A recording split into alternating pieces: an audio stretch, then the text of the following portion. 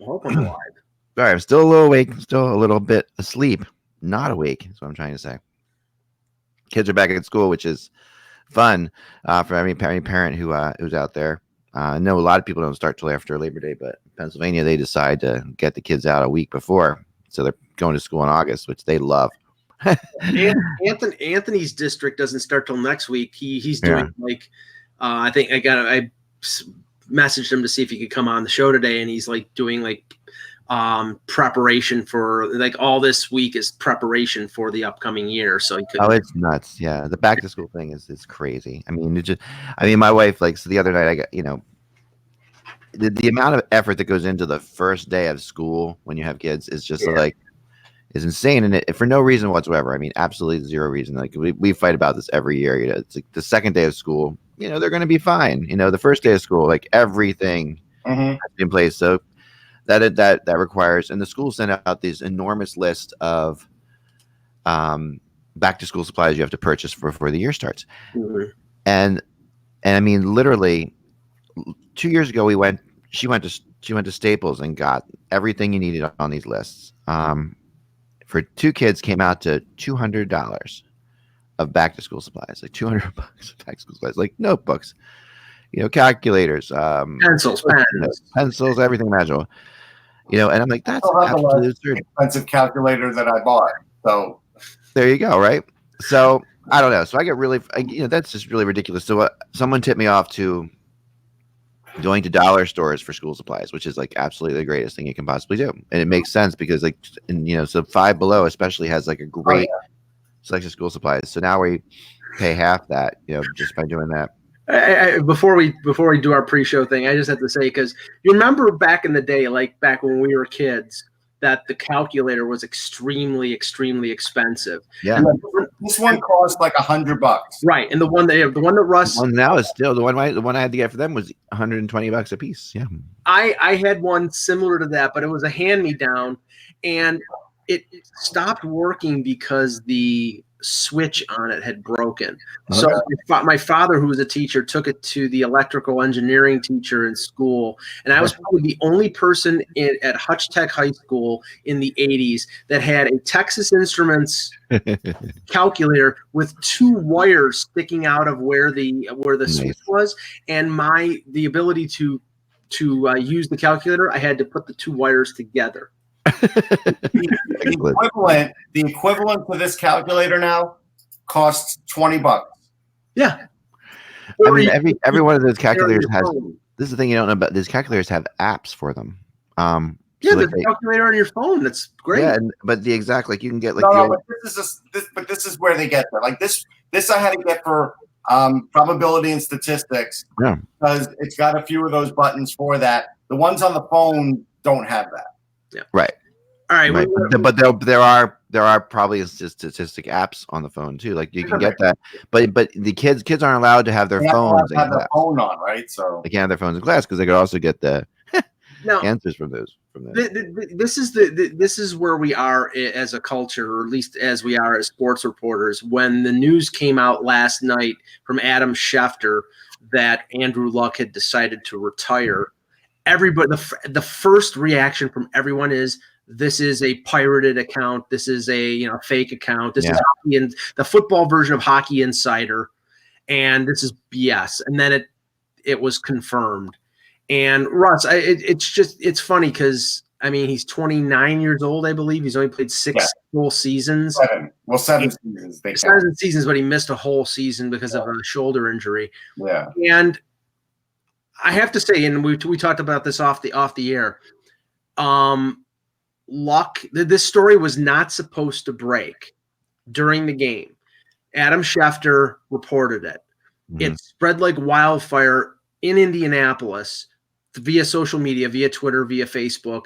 And at the end of the game, Andrew Luck in street clothes, who had not played in the game, was booed as he walked off the field for maybe the final time, which was pretty ugly. But I know that Adam Schefter has been taking some heat because he broke the story. And I'm like, that's his job. Yeah, he can't. Yeah, it got leaked, right? And what happens is in a lot of organizations, people who work in them are fans too, right? and sometimes super fans, but they work for the team. So somebody who obviously was as mad as the fans were leaked it. Yeah. And didn't do this guy any favors. Now, if you're a fan that booed this guy, who was your franchise, who actually this team never built an offensive line for until it was too late. They let it go for like 5 years, and he got sacked more than any quarterback in the league. Right. I mean, I watched that happen to Ken O'Brien, who played like 1 year for the Eagles when his shoulder was done, and I saw it in person. But I watched him all those years for the Jets, and he got sacked 60 times 1 year. End of the day, you're only flesh and bone. And for these people to rip him and boo him because he's retiring at the age of 29 because he can't deal with waking up in pain anymore. Yeah. Get some other hobby, man. You're not even a human, let alone a fan. And it's great foresight by the Colts to finally put an offensive line in front of him after he's missed a season. How about doing it when he was a young quarterback, when he didn't have to take the abuse? Right. I don't know if it was, they didn't want to spend the money or what, but I mean, they have as much culpability. They have a lot of culpability here in terms of him retiring at a young age because he's in pain because they didn't protect him. Well, they let him keep his bonus, Mike. So now people are writing erroneous articles like, well, maybe they're doing that because he'll come back. Listen, if you watched the way he spoke and said he has future plans and football is not in them, he's not going back to football. He doesn't want to get hit anymore. Yeah, I heard that from other reporters, and I think that you know what it is. I think that we've seen in the past guys, and we know different circumstance, but guys like Mario Lemieux, who came back from Hodgkins, Gary Roberts, who had a career-threatening neck injury, who came back after he retired. He came back after a few years. You never close the door. No, you know what? Those guys were already older than what Andrew Luck is here. My basic point is when you're in your 20s and you retire like Jim Brown, they generally stay retired. They walked away for a reason. Like the other guys, something interrupted their career, and they were like, you know what? I don't like the way I went out, and I want to come back. This is different than that, at least in my eyes. That's the way I look at it. Right. Up his goalie career, same thing. And somebody made the point, he came not from lots of money, but he came from money because his dad was an NFL quarterback for a time. Doesn't matter if you came from money if you made $100 million at yourself. No, but his dad played quarterback when they didn't make big money. So I'm just saying they were comfortable, but it wasn't like he could. He wasn't a rich kid. But now he's made like $90 million in his career. Yeah. It's like, okay, if it's important if the thing most important to you is to be able to lift your kid over your shoulder, which it should be, then you know what? Then I don't have any criticism. And I don't blame him at all. No, I don't either. I mean, obviously, it's okay for fans to be upset about it. I mean, this is a huge favorite player. I mean, not upset at him, but just upset at the situation. That's an issue, obviously. I mean, this definitely affects the Colts in a big way. That's your team, and there's lots of people who are huge Luck fans, bought Luck jerseys, and all kinds of things like that. We always thought it's not like the Colts Luck jersey is going to be bad for you. He played 7 really good years. He was really good. He didn't win a Super Bowl. Peyton Manning didn't win a Super Bowl there either. Did he get booed? Now the question is whether Jacoby Brissett will emulate William Nylander and pay for all the Luck jerseys to be changed over to Jacoby Brissett jerseys. Not in that sport. Different money. He's not making that money. Just kidding, Willie. Yeah. No, I mean, I'm telling you, the whole point of it is, if you're in pain constantly, money doesn't really matter as much as you think. I mean, it does matter always, of course, but if you're in pain and you've got enough money to live off of, I mean, I would just get the hell out of Dodge too. I mean, I would just be like, okay, he's obviously worked hard. It's not like he gave up the first injury he had or the second injury he had. He's had tons of injuries, and now this latest, I guess, kind of. What it is, and I felt like Stephen A. Smith did him a disservice this morning. I was watching a little ESPN, and he read off a list of guys who retired, and when they retired, it was like, well, Barry Sanders retired in July. Jim Brown retired in July. This is too close to the season. Well, guess what? This guy was really legitimately thinking he could come back, and then he can't. Yeah, I mean, he's trying. That's the point. I mean, do you want to?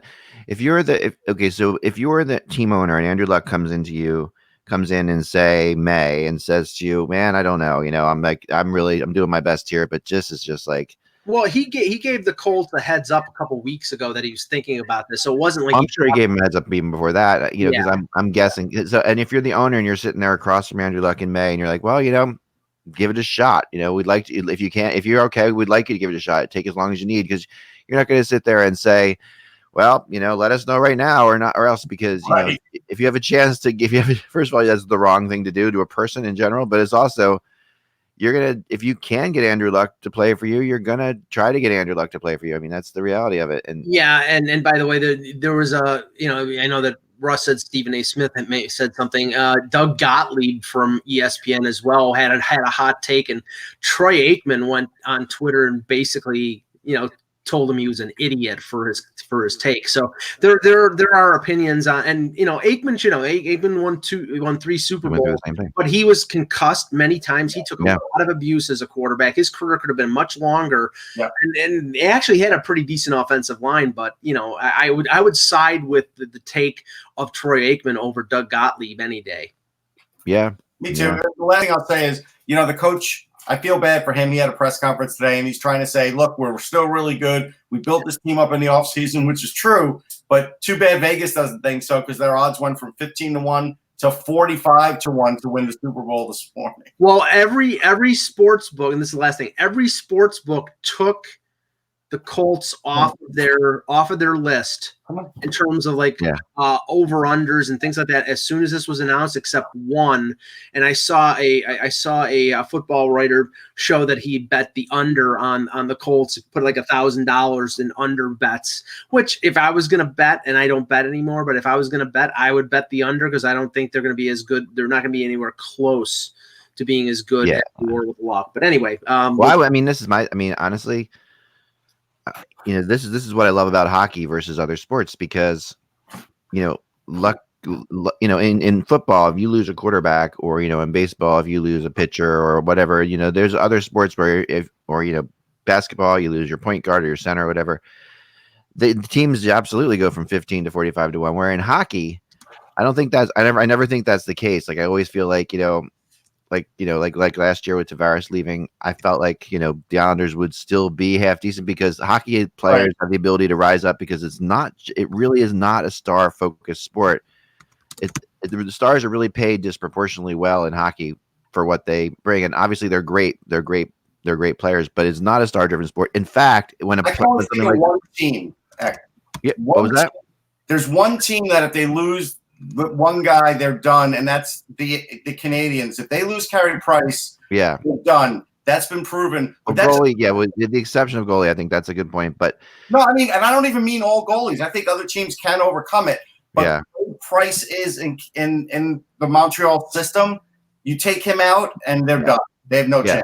Oh yeah. But in hockey, players tend to rise up and play better. I was in Columbus last week, and talking to a lot of people out in Columbus, and just talking to them, and the fans were like, well, they're obviously down. They've lost Panarin and Bobrovsky and Duchesne and Dzingel, and they're looking at the situation like, oh man, we're going to be terrible. And I said, you just don't know that in hockey. You really don't know. I mean, you honestly don't. It's the situation in hockey. Sometimes, this is the sport I always say that brought us the Miracle on Ice. This is the sport where things can happen, where teams can bond together and play as a team, and the Vegas Knights can happen, and all kinds of things can happen. It's a very strange sport, which I do like, although I can't find anybody, and I spoke to a lot of reporters yesterday who could back Columbus for anything. Yeah. No, I don't know. I'm not going to agree with them. That's funny. We'll get to our team previews, but when we talk about Columbus, I'm going to tell you that I'm not saying they're going to be a playoff team, but they're going to be close. I think. Well, okay, so that's going to be your last year in Edmonton this year. Got it. No, it's going to be my last year Islanders. Actually, let's save that and start the show. Here we go. Hello, Hockey World. It's Monday, August 26, 2019. I'm Michael Lagello. I'm Russ Cohen from Sportsology. And I am Eklund, and you're watching the HockeyBuzzcast on HockeyBuzz.com, the podcast that comes every Monday through Friday to fill you in on your hockey needs. The comings and goings in the hockey world, as they say. we are going to get to some rumors. We have some things right off the bat. We have a breaking situation going on with, breaking, I guess, in terms of one of our RFAs and Mikko Rantanen, which just happened at 3 or 4 minutes before the top of the hour. Is why we're a little bit late here as I was making a couple of calls. Mike, fill everybody in as to what happens. Well, what's going on with Mikko? We talked about last week about Marner potentially going to Switzerland. Well, it was tweeted out by a Norwegian team that Rantanen is going to practice with them. Now, it doesn't mean he's going to play for them, and but this is, I think the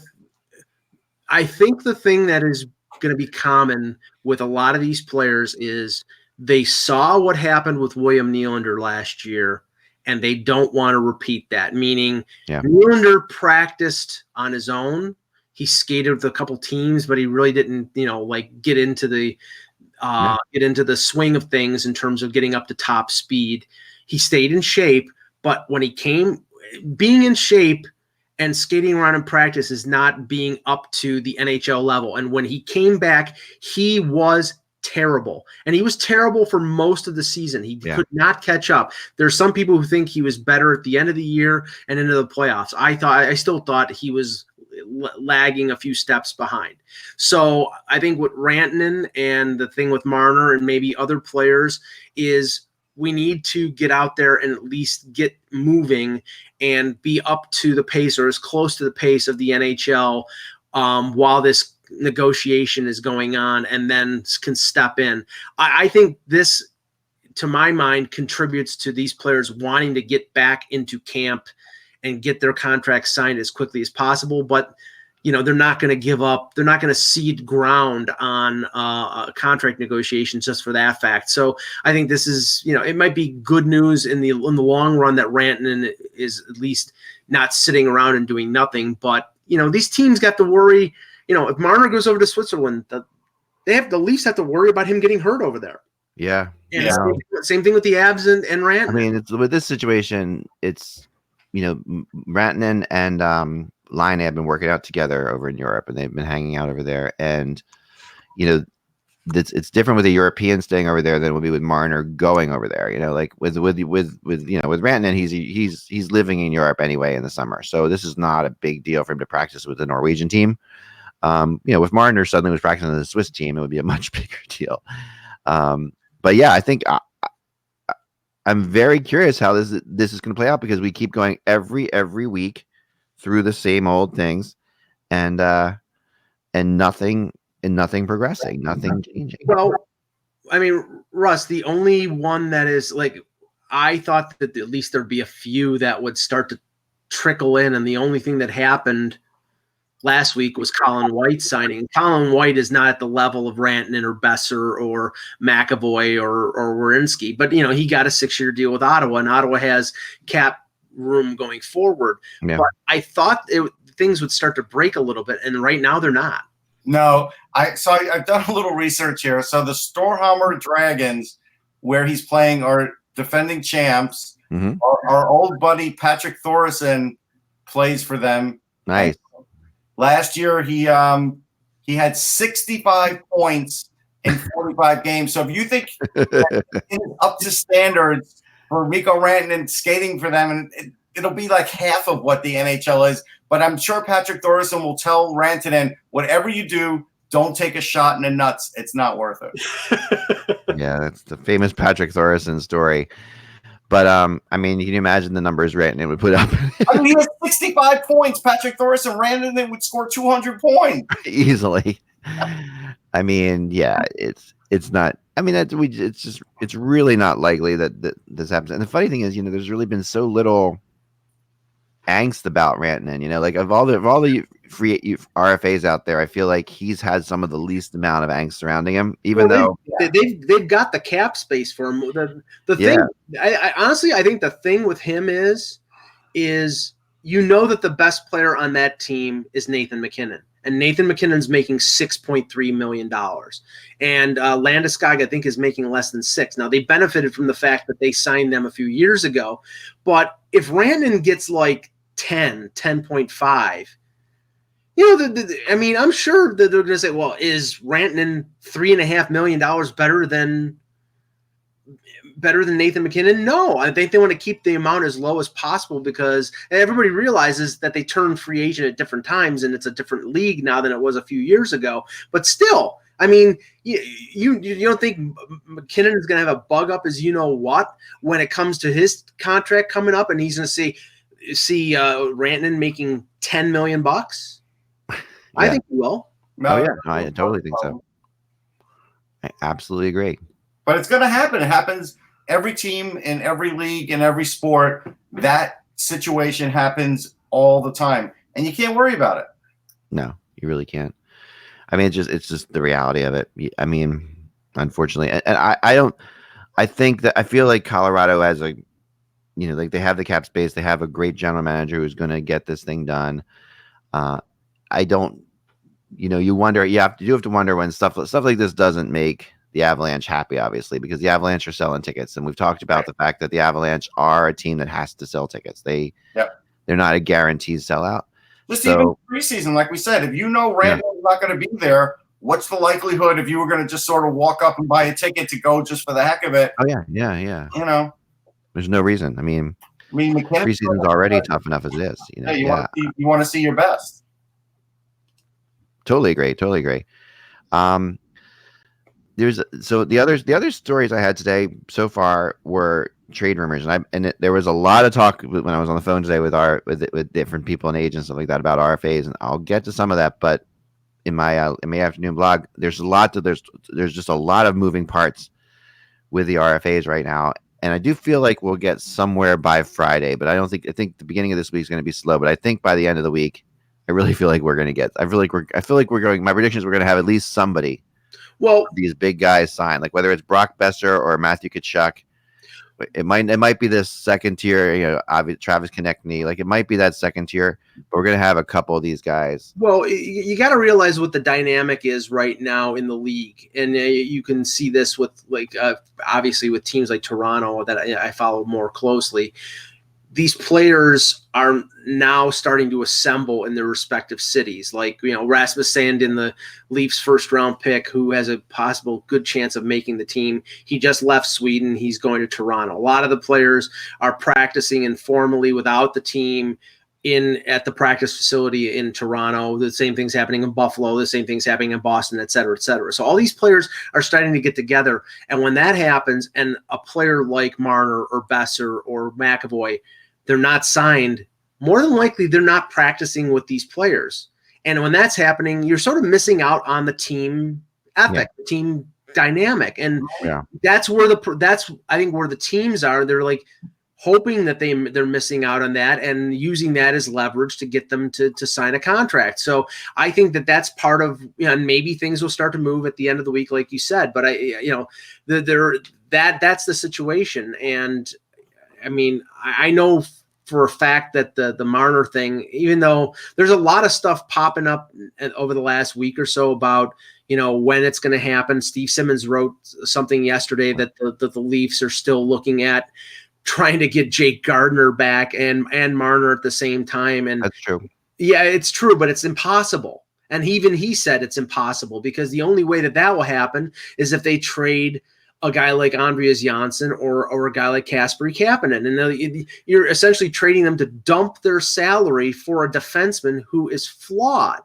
So, that's the problem. And so, I mean, we'll track that, we'll follow that, but I don't think it's realistic. Yeah, no, I don't think it's realistic. I think that's what I definitely, we've talked about last week. I do think that there are people in Gardiner's camp who believe that could happen. Well, and Bardicus one in the chat says trade Cody Ceci. It's like, yeah, easier said than done. Can you find a team? Remember, the Leafs took Cody Ceci because they traded 5 years of Nikita Zaitsev. Right. That was the reason that they took him. Are there many teams that would take Cody Ceci at $4.5 million? I don't think so. They would probably want Toronto to take something back, and the whole purpose of trading him would be to clear his salary so you could sign Gardiner, and that's the difficulty. Right. No question about it. A couple trade rumors here to get to. Yeah. The Oilers and the Rangers. if there's a team that's going to make a lot of moves before the season starts, I think we still have to look at the Oilers. With what Ken Holland's doing there. I don't think we have any idea of what that team's going to be yet. Well, I mean, I think Puljujarvi is going to be gone for sure, and that's gonna bring in something. Russ and I were talking about this, and the thing is, if you look at what the Oilers have done, it's not much. Not yet. They made the Lucic for Neil deal. They swapped bad contracts and guys needing new situations. They added, Thomas Yurko and Josh Archibald, which are not impact moves. They added Mike Smith as the disaster backup for Koskinen. Other than that, they didn't, and they bought out Sekera. They didn't do anything. Well, and then the other thing you told me, and it's being echoed online, is that Connor McDavid is hoping to make it on time on training camp. So, he may not even be 100%. So you can say whatever you want about this team, but even their best player we don't know about yet. Yeah, moving Puljujarvi makes all the sense in the world because he's clearly not going to play for the Oilers again. He says he's not. He says he wants to move. He's got value still. He's got value still, and then they can get something for him. Yeah. But in terms of them going out and adding, they don't have a lot of cap space, and I don't know if Holland, and he's never going to admit this publicly, I don't know if he believes that this team is one addition or two additions away from being a playoff team. They're more likely to finish last in the West than they are to finish in a wild card. I truly believe that. I don't agree with that at all. But I know. But that's fine. I think that. I mean, so this trade rumor that is going around, it would bring Chris Kreider to the Oilers for Puljujarvi. From the Rangers. That? What was that? Can they afford that? I don't know. I mean, that's obviously the first question that I had as well. But those are the things that I don't question in these situations when I'm being told, because if I say can they afford that, they're like, I don't know. That's just what they're trying to do. So the source will tell me. I'm like, okay. According, so we don't know how they would do it, but maybe Holland has a way. Maybe he has some kind of concept of how he could do it. They also have actually talked about D'Angelo, South Jersey's finest, Anthony D'Angelo, who is one of the kind of like under talked about RFAs out there still. He's still not signed by the Rangers, although the Rangers I think are penciling him in to be one of their top 6. According to Cap Friendly, the Oilers have $2.4 million in cap space, but they have guys like Sam Gagner making over $3 million, that they probably could get a team to take them off of his hands and pay them to take them off their hands. Right. So conceivable they could do it. But the problem here is you're trading for Kreider, who's got a year left in his contract. You would have to find out beforehand whether he is amenable to A, going to Edmonton, and B, re-signing with them. Otherwise, it makes no sense. No, if you've got 2 years out of Chris Kreider, okay? He's only got a year left. This is his last year. If you get 1 year out of Chris Kreider, I do agree that you'd want to know beforehand. You'd want to definitely try, or you'd want to try to convince them to go there. Right. Because if you bring him in there and he's playing with if he ends up somehow playing with skilled players and putting up some big numbers, he might be at people. Might not be the worst thing in the world for him. No, but I mean, okay. But does Edmonton make the deal if he says, "Well, I'll talk about that in the summer"? If I'm Holland and I can't get a guarantee out of Kreider that I'm going to re-sign there, I'm not making the deal. I'm not giving up Puljujarvi, who could be a good player someplace else. And that kind of thinking is logical, and the kind of thinking also that has gotten the Oilers in trouble over the years. Because the reality here is that Kreider is the kind of player that they need to bring into that room. They need leaders. They need guys who can actually, who actually are accountable, who are a little bit older, who have a little bit of experience, who've been around the block a little bit, and can teach these guys. And even if they get a year out of it, to teach some of these kids how to play, because the issue with the Oilers is they always do. They really have gotten in trouble when you look at the moves they've made. They've gotten in trouble by making the most logical move they could make, with the exception of the Taylor Hall trade. Well, I agree with everything you just said in terms of that's the type of player that they need, but that's when they get in trouble, because that's what they did when they justified signing Andrew Ference. He's a leader. The problem was he wasn't a good player anymore. No, but Kreider's still a good player. We know Kreider's a good player. Still a good player, and you get a good year out of him. And right, but the problem is you're giving up a lot to. I don't know how much are you giving up. We know PRV's involved. How much are we? But in PRV, right, here's the elephant in the room. The elephant in the room on this one is if Kreider gets traded, he'll be stunned, and I would tell you almost no chance that he would ever extend with this team in season. He will definitely go to free agency. And then, look, if Oilers give him the best offer, he might go back there. But I'm telling you, there's no way he's going to extend on a trade if he gets traded from the Rangers because I think he'll be stunned. Right, yeah. and if that's the case, then I don't see Holland. I mean, I see what you're saying. I mean, this is a guy, Puljujärvi, who's never going to play for the Oilers again. So how much value does he have? Well, the problem is you're wanting to maximize your value for that guy, and getting a 1-year rental of Chris Kreider that you probably end up flipping at the deadline is not good value for him. But maximizing your value for him is such a relative and vague term because honestly, I mean, the reality is no one knows what PRV is about. There's a big feeling that he's not an NHL. There's a lot of people who think he's not ever going to be an NHL player. There's a lot of people who think he's going to be a big flop, that he doesn't have the head for this game at this level. Well, if that's the case, so who's going to give you anything of value for that? For a player who's demanding to be traded from a team that desperately needs offense. I'm sure there are teams out there that believe what you just said, and I'm sure there are teams out there who believe the opposite, who believe he could be a really good player. And you talk to those teams, and you avoid the ones that think he's a bust. I mean, but a lot of people, when I ask about PRV, a lot of say, he couldn't find time in the Edmonton Oilers lineup, a lineup that couldn't score at all beyond Connor McDavid and Draisaitl. With coaches that didn't want to take the time to work with him either. And it behooves people in the NHL who say things like that to say that because they're driving down his value so they can get him for next to nothing. That's the way it works. When I saw him in games, Zach, he would come out of the gate really good in a game, and then he would start losing ice time as the game went on. And so, no, I agree. I don't think he's without talent, but there comes a point, I mean, I want to give him the benefit of the doubt as well, but there's a lot of situations, a lot of little things, like Columbus passing on him back in the draft, which with, Columbus being very well aware of Finnish players, there's a lot of things that these things continue on with a guy's reputation, right or wrong. Sure. They continue on. And, that's just one of this guy's 25. He's 21 years old. Well, I know. I'm just relaying what people, how people. All right, let me break it down this way, and then I'm done with the Oilers. I really am. If Valeri Nichushkin is getting another chance, certainly you will give another chance to Jesse Puljujärvi somewhere. Yes, right. Somebody will give another chance to him. The question is, for how much will they give him another chance for? Like if they were trying to trade Valeri Nichushkin right now, that would be they're not right. Especially him making over $2 million on the last contract, but.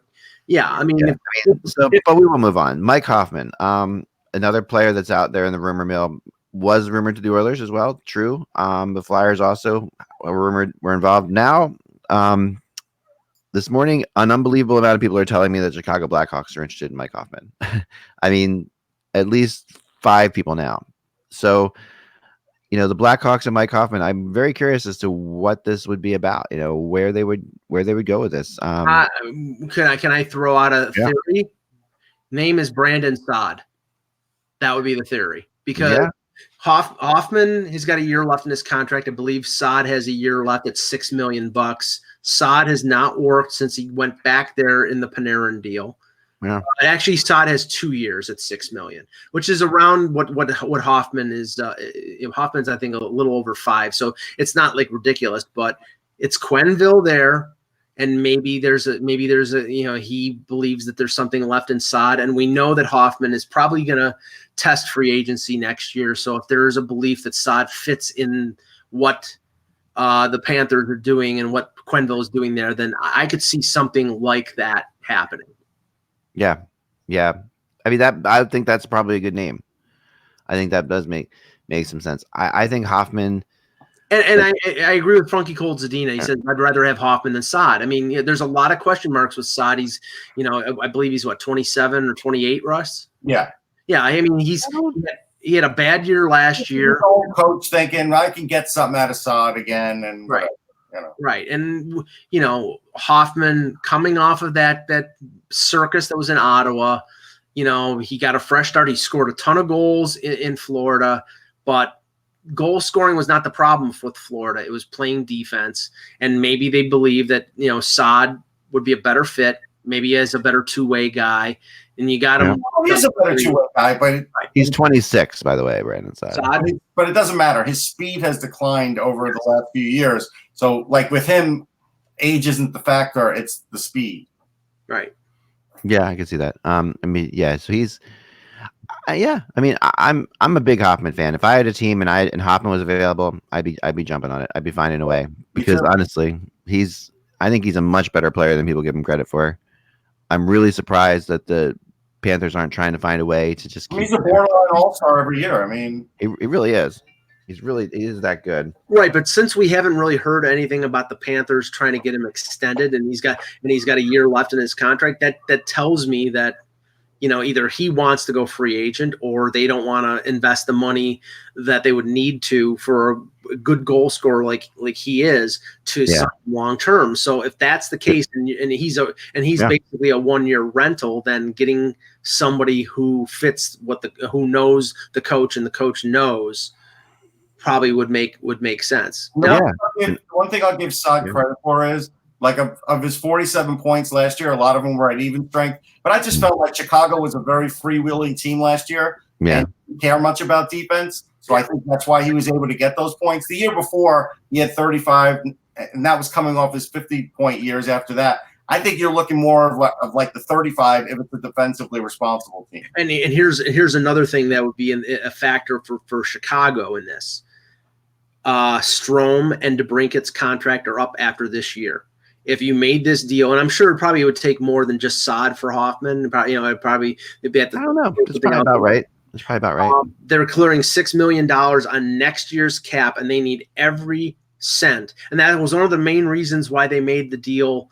They made the one deal that they made with Ottawa for Zach Smith, because it cleared cap space. It cleared not money. It cleared cap space. And they want to sign DeBrincat, and they know that DeBrincat's going to be asking for a lot, and so will Strome if he has another good year. Yeah, that's a good point.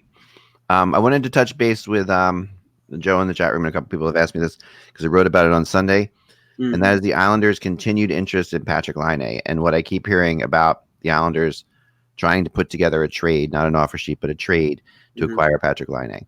That I can believe. And I think there's something big. I think there's something to it. And I really, it would be really interesting to think of and to imagine for a second, what they'd have to give up to get Patrick Laine, which I've kind of been all over the map. I haven't really gotten any great names. What do you guys think? Well, I know we talked about this a couple of weeks ago when it popped up, and this is the thing. Based on losing Trouba, I think that they would need to get a defenseman, but I don't think they would want Leddy because Leddy makes too much money. Pulak would make sense. Best case scenario. I've talked to them about Leddy, and I just not to interrupt you. They actually do want Leddy, and money wise, it's going to be tough for them. Money wise, it will. It's not as tough as it would be, for Laine. I mean, they do have a lot of space still. That's fair. And they are a team that considers themselves one of an actual Stanley Cup contender. And if that's the case, you need to bring in some experienced defenders to help you. That's where Leddy comes in to play. I think that he helps them. I think the Islanders would have to give up another young player in this deal because we're talking about a 21-year-old, 22-year-old Laine, and Leddy's, I believe, 29 or 30. Russ, he's clearly, if he's not 30, he's very close to it. So you're talking about a Del Cole, a Ho-Sang, a Wallstrom. No, I think it'd be better. I think it's better than that. I think it would be like Leddy, Wallstrom. And probably Beauvillier. I think that's what you'd be looking at. Whoa. Right. There's also an RFA, right, Beauvillier? Yeah. No, he signed. Oh, he did. Okay. But yeah, I think it would be like those three. Right. And that's a massive deal. That's a massive deal. Yeah. Yeah, it's a massive deal, but he does have Stanley Cup experience. It does bring the Islanders a star. No, name. Beauvillier's still an RFA. I'm sorry. Thought he was still an RFA. How cold it's signed. I will tell you this, though. I already think the Metro is one of the toughest divisions in hockey. If somehow Patrick Laine, I know, can you imagine? This Metro division then becomes impossible. This Metro division is insane, and it's actually, when you look at it, the Eastern Conference in general, is really trending upward. I mean, there's no two ways about it. Like, the Atlantic Division, which has long been like, okay, maybe 3 teams, maybe 4 teams get in there, but 3 teams have to get in there. There's more than 3 good teams in the Atlantic, so it's not like that's going to be something that's going to be easy at this point. Well, I wanted to touch on because somebody was asking about the Detroit Buffalo stuff, but let's get to a couple things that have happened since we were last on. One was the signing of Patrick Maroon to a 1-year contract with Tampa Bay. To me, and this is a no risk, no lose for Tampa. $900,000 if he can't play in the league anymore, they can bury him in the American Hockey League, but I don't think that's the case. I said this to Russ. I think this is the Ryan Callahan replacement. He's not as good as Callahan, but he's sandpaper. Probably he's better than Callahan now. I mean, well, yeah, but you know what I'm saying. When Callahan was Callahan, Maroon was not anywhere close. Callahan was best, yeah. Right. So, I mean, I don't blame Brisebois for doing this, but I don't know if it's Russ. I don't think it's going to make a big bit of difference. I mean, it'll make a marginal difference. I mean, he's an okay player. He might help him in the playoffs. I just think, again, for a guy that won the Cup, he really didn't get much return on a raise for himself. And do you think that the Blues wouldn't have given him this contract? Like, I don't understand this. Well, he wanted 2 years or more with the Blues. But why? Like, why can he go to Tampa for 1 year? Because he wants to win. He wants to win another Stanley Cup. That's what I mean. Everybody's going. Your team just won the Stanley Cup. Why would you? Right. Everybody. Okay. He just won his first Stanley Cup. He won it with his hometown team. He wanted more money. Yeah, that's why this bothers me. This whole hometown team thing, because we wrote all these stories and all this stuff about him and his kid and all this crazy. I know it's like. I mean, could not he have played 1 year for $900,000 for St. Louis? Do we know that St. Louis was offering him that? Well, I don't know, but you can't offer a player much lower, Mike. Yeah, you really can't.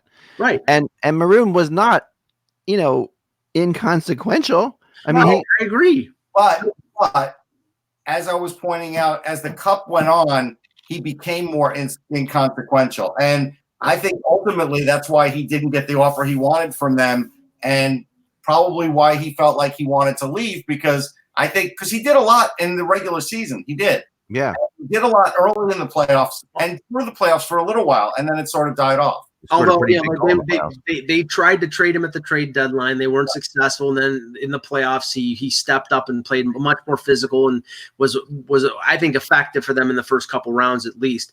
But I thought against Boston, when they put him on the ice, he was really good too. Like, I kept thinking they're not playing this guy enough in the Boston. But Funky Cold Zadina said what I was going to say. They have young players, Thomas, Kyrou, Fabry, who has been injured the last few years, Clem Costin. They've got good young forwards, and they probably said, okay, this is where we can save a little money and bring one of the young guys up. And we know that Maroon, even if he signs here, is going to be a 1-year thing. From his point of view, yes, he just won a cup, but he wants more than one. And Tampa Bay is going to be the odds-on favorite to win the cup. But hold on. Last year, he made 1.75. The year before, for 3 years, he made $2 million apiece. He wins the cup, and his value went down. Yeah. Right, his value went down, and that's just crazy. And also along the lines of the fact, okay, I really felt like he was sincere about his wanting to play in St. Louis and his wanting to play there with his family. And that's why I question whether St. Louis wanted him back, because this tells you that the Blues probably, like, you're probably right. The Blues probably offered him nothing. They probably said, "We're not bringing you back. There's no way." So because $900,000 is essentially nothing. And if the Blues can't find $900,000 for this guy, who was a big part of their Stanley Cup run and their team, I mean, it is interesting because it's kind of the opposite of what usually happens. Like, guys usually get overpaid when the team wins the Stanley Cup. He got halved almost. He got halved and then just cut out completely. Yeah. Eventually by, I thought he was valuable, and I felt like he was part of the whole dynamic. And in the locker room, he seemed very, very important to that team. And the Blues have less than $2 million in cap space right now. So sure, but I don't know. And now the other Gabriel Bork signing 1 year 2-way deal with Winnipeg is not very consequential. Yeah, exactly. But we sort of buried the lead here. The suspension of Evgeny Kuznetsov for 4 years internationally for, first of all, here's a clue to Evgeny. When you get a picture taken in a hotel room, I believe it was, with white powder on the table, and you say, "Well, I didn't do anything. I didn't take cocaine." Yeah, it would be good to actually not have taken cocaine, because you were going to get tested, and if you were tested, you were going to test positive. So this is the ultimate in stupidity and ego from Kuznetsov.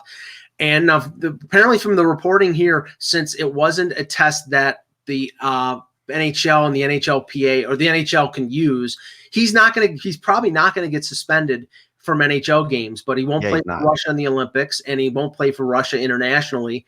And, he's going to be probably part of the substance abuse program for the NHL and the PA. But really, this is just stupidity on Kuznetsov's part. Well, that's what it is. I mean, he gets off on a technicality, but now he can't play for his team in the Olympics. That's really bad, because those guys die for that. They want to do that. So yeah, this is just stupidity. You're right. I mean, it is, and also, it's, if you're doing coke and stuff like that.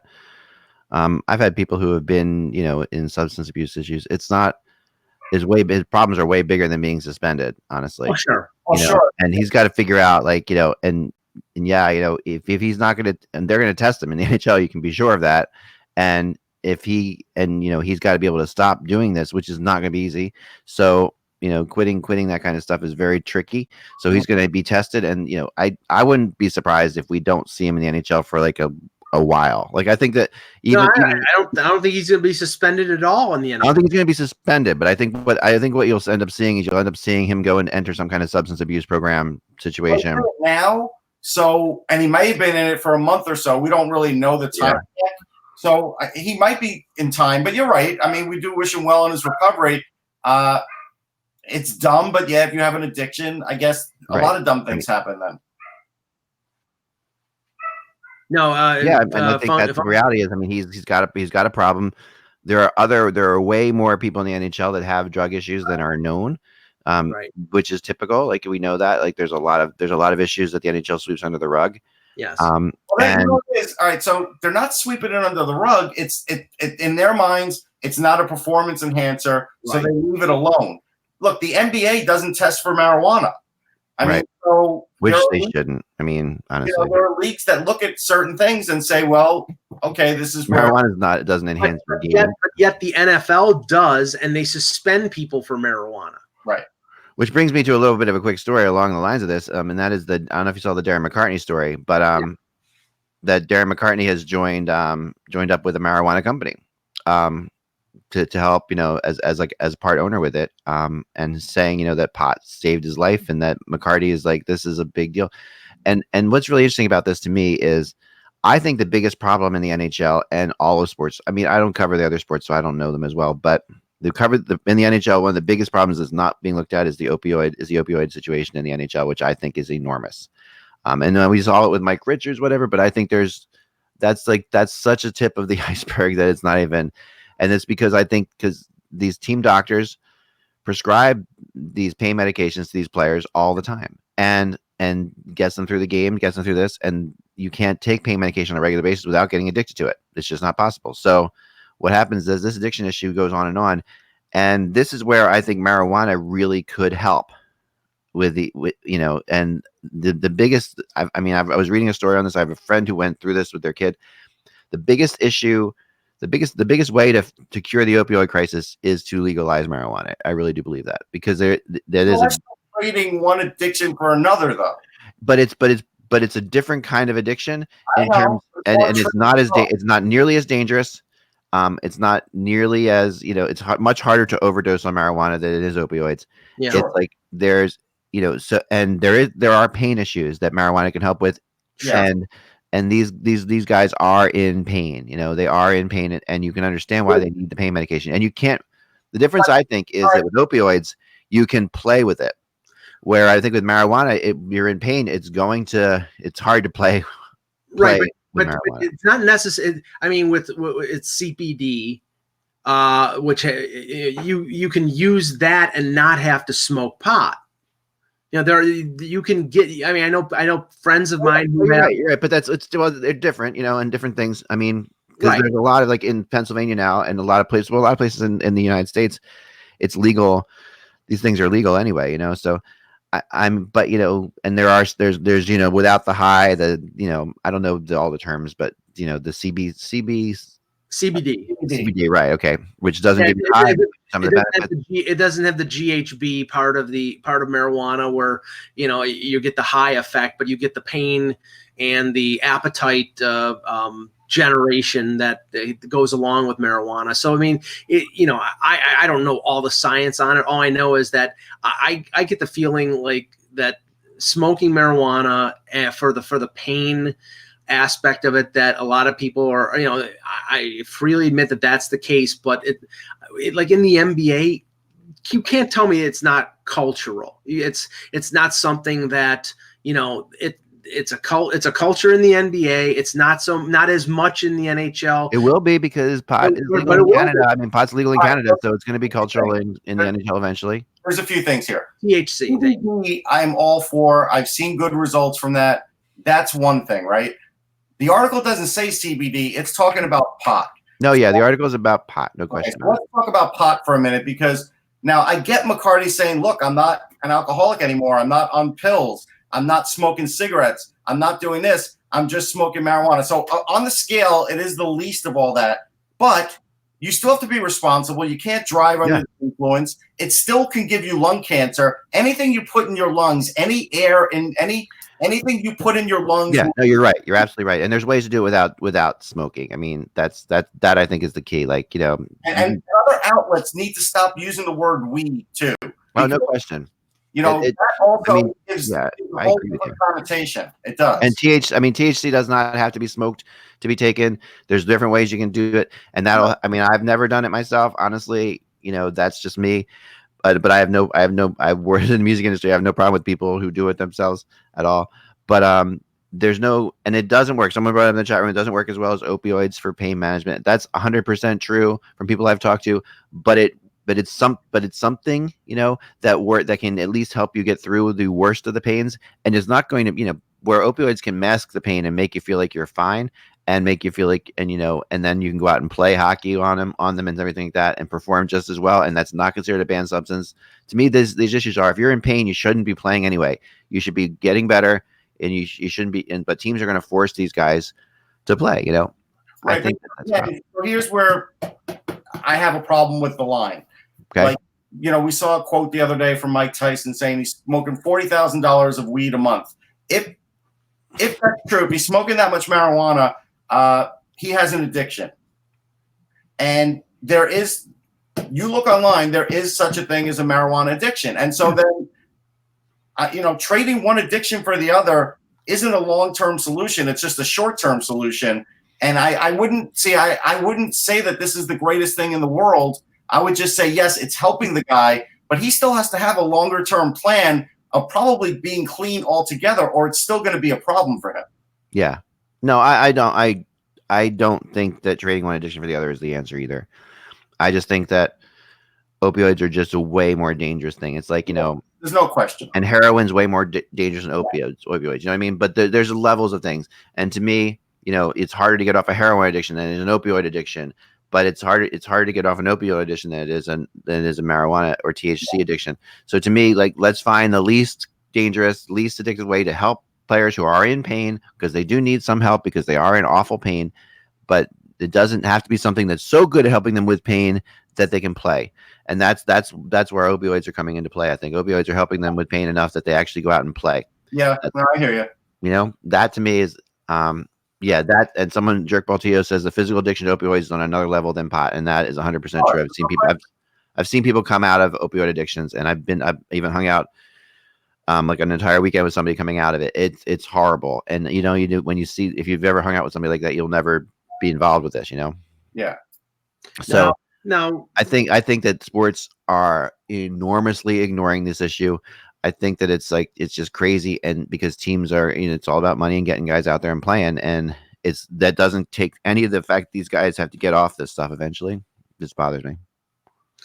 Now, getting back to the rumors, I know that you had mentioned on the weekend, Ristolainen and the Detroit Red Wings, yep.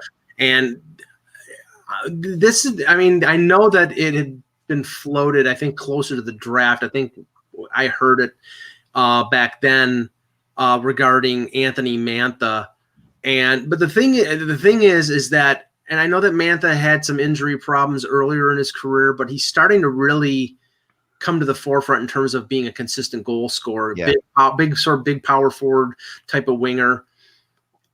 The Detroit Red Wings are not really deep in scoring. You've got Larkin, you've got Mantha. I think Mantha is probably their second best scorer right now. He's young. You've got Veleno and you've got Zadina on Tyler Bertuzzi and who was it? Athanasiou. And defensively, I think they're close to being inept, and they're definitely old.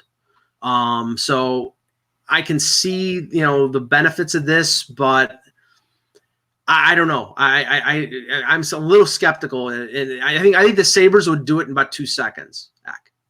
Yeah, and I think they would. The thing that I was told is that Yzerman is very big into building his defense and really doesn't see that happening in Detroit right now. And obviously they have a ton of guys retiring. They have a ton of young guys coming in, and they have some good young talent coming in. But he will look at the value of Ristolainen over the value of Mantha, which is it's hard to sit there and say okay, Ristolainen he's played on the Sabres, has struggled at times, looks really good at times. But has a young defenseman seriously still has a long way to come into his own. Yeah, I would just draft it. They're going to take just as long drafting it, and I would hold on to Mantha because at the end of the day, Ristolainen's not putting you over the top. And by the time the other guys are ready, where's his career going to be either? So I just wouldn't do it. Let's go to the showcase real quick because we got running out of time here. I want to talk. Russ has a couple things to add about. So the NHL Network was taping a show, and I was in the penalty box where I was taping a lot of interviews. And so for a little while, I got the chance to really watch some top talent shoot the puck basically at me. And, right. And I would sometimes move to the side, and sometimes I wouldn't bother. I got to see Jack Hughes just really up close. You couldn't get any closer how fast his hands are. And I have to say, other than Connor McDavid, they're the second fastest hands I've seen of any draft pick in my entire career. Wow. I don't even know if it's close. You could bring up Matthews. You could bring up a lot of guys, but I'm telling you, the speed in his hands, I don't think you could do justice just by watching him on television. And I was really within 30 feet of him. And so that was one thing. Some guys have some great shots. Like Jason Robertson's got a real bomb of a shot. So does Fabro. But the guy who I felt shot the hardest was actually Dylan Cousins. And I'm telling you, when he was blistering it. So he put on a little bit of muscle, but he was really blistering the puck. He's got a shot. And that's good news for the Sabres because remember, during their rookie development camp in late June or early July, he broke his thumb. Right. You would never know it. Yeah, so him being back and being able to shoot like that means that his thumb is either close to or at 100%. And I'll probably be seeing him at the rookie tournament that the Sabres are putting on in early September. And I know the other one that you had some interaction with, Russ, was Ukko-Pekka Luukkonen, their goaltender. Yeah, we talked about Finnish baseball. And that was actually – so with Pekka Luukkonen, it was interesting because the Buffalo Sabres didn't let Pekka Luukkonen talk to the media the other day when he was on the ice. I guess he was just unofficially skating. And so he didn't talk to the media because he was coming off an injury. And he talked to the media yesterday because he was at a public event. Yeah. And so we all, interviewed him. I didn't necessarily interview him about the injury, but he looked good. I saw him doing goalie movements. I saw him shooting the puck. I have some videos up on Instagram, but he looks fine. If you're a Sabres fan, I wouldn't worry about Ukko-Pekka Luukkonen at all. I think he'll be fine.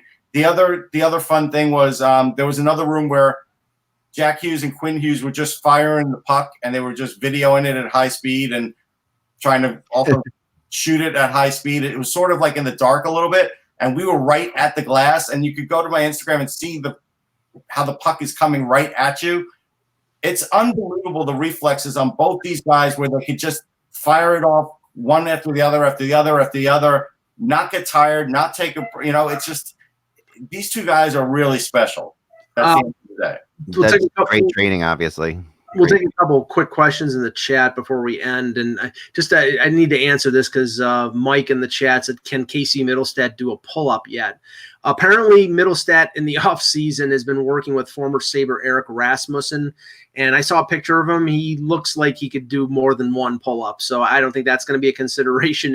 I think the biggest thing people need to get off of with that is he admitted to me and then to others, he never worked out in a gym. He just played hockey his whole life. Right. Give him a break. Seriously. Yeah. Learning. Joe Morello in the chat. Any news on how Capo is doing? Is he a lock to make the Rangers, Russ? Yes, he's a lock to make the Rangers. It's not even a question. He will make the team. He will probably be one of the 7 guys that I think all have a chance to win the Calder. Was he at the rookie showcase or no? He was not. No, okay. Bardicus asks, is anybody talking to Marlowe from San Jose? Does he retire if the Sharks don't bite? I saw something, and I don't know if there was anything to it. Nice but there was, by the way, Bardicus. Nice, actually. Yeah, that there was something about the Oilers having interest in Marlowe. I don't think he would move his family back to Northern California if he was going to Alberta. So I don't think that I'd be surprised that held any water. He'll be involved. He would be involved in San Jose in some way, shape, or form. I believe he's going to play for them this year. I think he'll probably play for them, but if he doesn't play for them, he will do something else with the San Jose Sharks. Well, I mean, this smacks to me of. I mean, if Thornton had signed already and they hadn't signed Marlowe, that I would think that they weren't interested. But to the fact that Thornton hasn't signed, they want to make a press event. They want to sign both of them on the same day. I can. They're going to have lunch. They're going to sign the same exact contract. And they also may be trying to do something else too, which is like, and sometimes when you there's no reason for them to sign those guys yet if they're trying to make a trade or a small little move. Right. Yeah. Those guys aren't going anywhere, and they probably said, sit back, wait till we try to I don't know, whatever we're gonna do. Maybe they're trying to sign Gardner or something like that. That could be something that can happen. Cameron Young, how fast do you think Bill Guerin can turn around the Minnesota Wild? First thing I would tell Cam is you got to do better on your spelling, because now that we're showing this on YouTube, unfortunately we have to show the misspell. But I do think he's going to have a pretty quick impact because he understands hockey culture. He is a hockey culture guy. You talk to Bill Guerin, and it's very obvious after a few minutes, not only is he sharp, but he understands, hockey lingo, hockey players, how to get into the heads of hockey players. So that's going to have an immediate impact. I hope you guys got a chance to read my Bill Guerin story there that I wrote up. I did, because that is it's still one of my favorite stories. If you didn't get to check it out, and it's all the things that Russ just basically said there, but personified in my experiences with him before he was a general manager, and why I think he's going to be a great general manager. Okay, I'm going to interpret this funky cold Zdena because you didn't specify which Svechnikov or which Kachuk. So I'm assuming you mean Andre from the Canes. Let's say both Svechnikovs and both Kachuk. And Brady from the Sens, because Matthew already scored 30 with Calgary. So if it's Andre Svechnikov or Brady Kachuk, who's more likely to score 30? I would say Brady Kachuk. I'm going Brady Kachuk. Totally. I think Svechnikov will get close, though. Yeah, I think so. I think Brady Kachuk is very, very underrated. Yeah. I mean, just because of the situation he's in, he's a star. I think he's going to open some eyes this year. Look, Svechnikov had a really nice year, too. At the end of the day, Kachuk's going to have a lot more opportunity than Svechnikov, too. I mean, let's be real. He really is. There's no question about it. Yeah. I think it's all the time we have for today, guys. Thank you so much for watching. As always, please tell your friends. Please share, like this video, subscribe to us if you haven't subscribed on YouTube. And if you want to help support the show, go to patreon.com/hockey, as some of you have done lately. We appreciate it very much. It helps keep us going. And if you feel like you're getting anything out of this, that would be really helpful to us. We really appreciate it. Remember, without the buzz, it is just hockey. We will talk to you